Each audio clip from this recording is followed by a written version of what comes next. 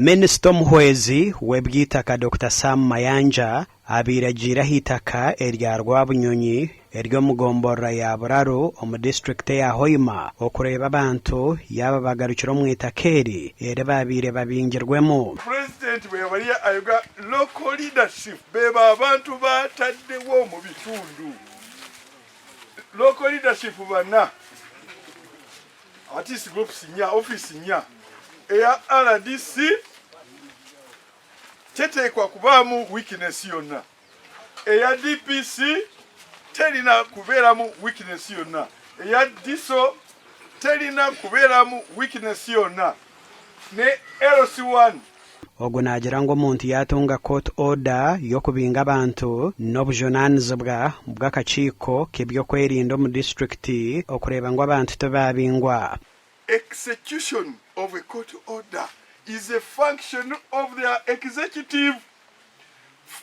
Court yakoze ebyayo ne document efulumye kyobola nti court order wali wansi waliwo akagamba nti bwe banga tekola mu nnaku zino ogizaayo mu court n'olaga n'ensonga lwaki kuba tuyise Uganda. A week back we came and slept here with these residents.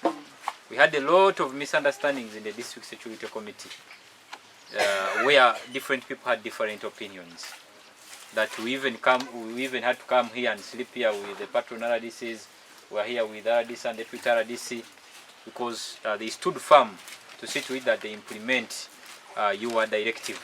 Rogers Mbabazi, RDC wa Hoima, na Michael Chakashari omuhwezi we baraganiisa okuheereza obulinzi abantu obutabingwa mu itaka. Abataka fe tulirede nga ofisi ya RDC okubanga tukoragana namwe mu mataka gamwe au kubanga ne president tayagala eviction choboraba yakoma ba minister okubeera nga abakoragana nafe bagambye wakyalimu obuzibu bwente babadde batulopera njagala kukasa wona mu minister nti n'obuzibu bwente aba bakyalina mwente ezitawanya abantu misiri gyabwe tugenda kubusotinga. Omukiiko ruhabiremu n'okutunga kakumu ahari omukuru w'ebyokucondooza ha mishango ya polisi omu district ya Hoima bitwe Amran Tumusiime ori Nyampara wa RDC omu kyange kya Bunyoro amutonganiriire.